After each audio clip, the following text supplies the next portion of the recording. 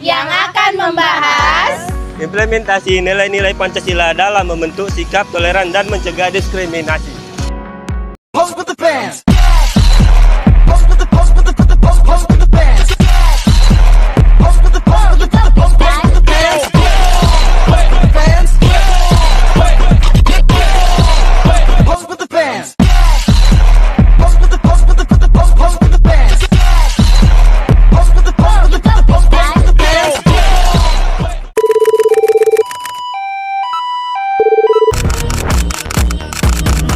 Dugaan diskriminasi terjadi di SMP Negeri 3 Genteng. Kasus penghinaan agama juga terjadi pada sejumlah agama lain yang tentu saja diakui di tanah air. Indonesia merupakan negara yang terdiri dari beragam suku bangsa, budaya, bangsa, dan agama. Perbedaan latar belakang yang ada di masyarakat merupakan suatu keistimewaan bagi bangsa ini.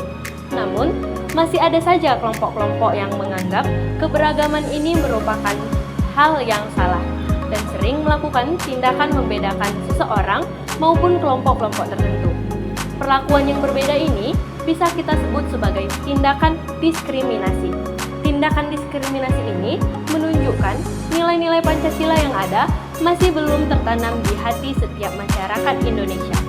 Khususnya pada poin ketiga Pancasila yang mengatakan Persatuan Indonesia, yang artinya semua masyarakat Indonesia meskipun dengan latar belakang yang berbeda dapat saling menghargai, menghormati, dan hidup rukun.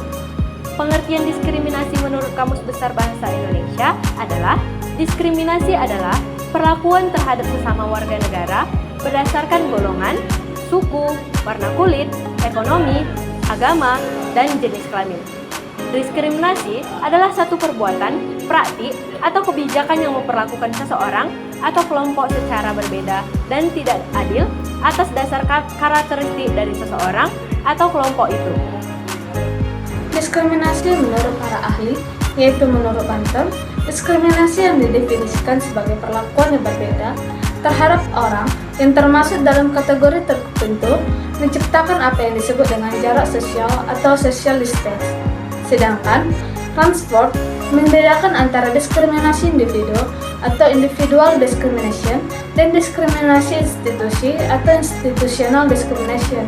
Diskriminasi individu merupakan tindakan seorang pelaku yang berprasangka, sedangkan diskriminasi institusional merupakan tindakan diskriminasi yang tidak ada kaitannya dengan prasangka individu, melainkan merupakan dampak kebijakan atau praktik tertentu berbagai institusi dalam masyarakat. Berdasarkan jenis, ada 4 diskriminasi yang kasusnya ditemukan dalam kehidupan sehari-hari. Nah, yang pertama itu jenis kelamin. Terdapat perbedaan sikap yang membedakan sesama manusia berdasarkan perbedaan jenis kelamin, misalnya perbedaan antara perempuan dan laki-laki dalam bidang pekerjaan. Yang kedua itu ras. Diskriminasi ras adalah perlakuan tidak adil, perbedaan atau perlakuan yang merugikan seseorang atau kelompok berdasarkan ras, etnis, warna kulit, atau asal-usul mereka. Yang ketiga itu agama. Diskriminasi agama adalah perlakuan tidak adil, pembedaan atau penindasan terhadap individu atau kelompok berdasarkan agama atau kepercayaan yang mereka anut. Yang keempat itu diskriminasi sosial. Terjadi perlakuan yang berbeda terhadap sesama manusia berdasarkan kedudukan sosial. Nah, di sini saya akan menjelaskan tentang cara mengatasi diskriminasi di masyarakat. Nah, ada beberapa cara yang kami kelompok tawarkan, yaitu yang pertama itu meningkatkan kesadaran dan edukasi. Nah, yang dimana itu mendidik masyarakat tentang bahaya diskriminasi. Nah, hal ini juga dapat dilakukan melalui seperti kampanye, seminar, dan program edukasi yang kita lakukan bisa di sekolah. Nah, yang kedua itu mendorong toleransi dan empati. Masyarakat perlu diajarkan untuk menghargai perbedaan dan memahami perspektif orang lain. Nah, selanjutnya itu membangun dialog dan komunikasi antar kelompok. Nah, melalui dialog, orang dapat saling memahami dan mengurangi prasangka. Nah, yang kedua itu menerapkan hukum dan regulasi. Nah, membuat dan menegakkan hukum anti diskriminasi. Hukum itu penting untuk melindungi hak-hak kelompok yang rentan dan memberikan sanksi bagi pelaku diskriminasi. Selanjutnya itu mendorong penegakan hukum yang adil dan transparan. Nah, yang terakhir itu memberikan akses keadilan bagi korban diskriminasi. Nah, yang ketiga itu membangun masyarakat inklusif. Nah, menciptakan lingkungan yang ramah dan inklusif bagi semua orang, memberikan kesempatan yang sama bagi semua orang. Nah, selanjutnya itu mendorong partisipasi aktif semua kelompok dalam masyarakat. Nah, yang keempat itu peran media dan tokoh publik. Media massa memiliki peran penting dalam membentuk opini publik. Nah, tokoh publik dapat menjadi contoh dan inspirasi dalam melawan diskriminasi. Nah, yang selanjutnya itu yang nomor 5, pentingnya peran orang tua dan keluarga. Di sini orang tua memiliki peran penting dalam menanamkan nilai-nilai toleransi dan anti diskriminasi kepada anak. Sedangkan keluarga dapat menjadi contoh dalam berlindung bagi korban diskriminasi. Nah, yang keenam itu ada pemanfaatan teknologi. Teknologi dapat menjadi alat yang efektif dalam memerangi diskriminasi.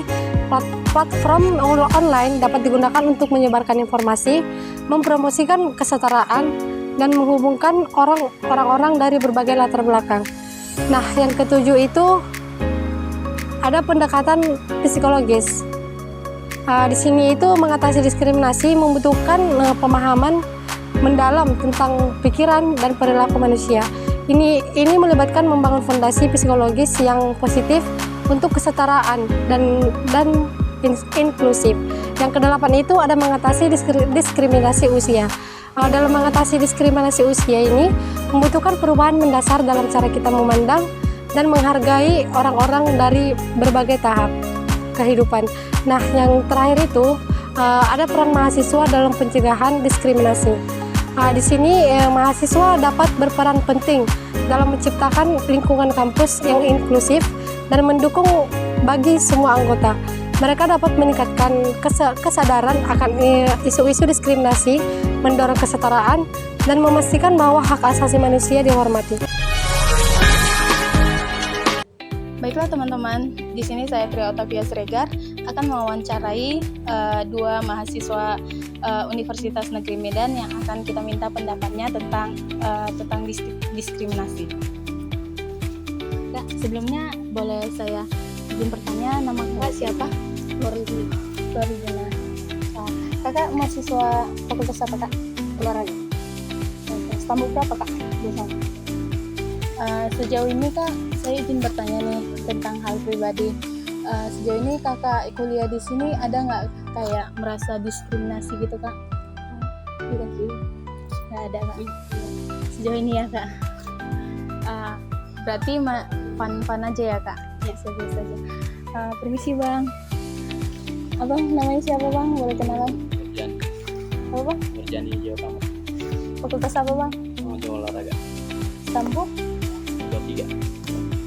Izin bertanya bang, sejauh ini pernah nggak mengalami diskriminasi gitu bang?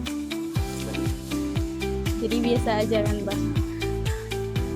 Mungkin kalau abang kayak beradaptasi dengan kami di sini gimana bang?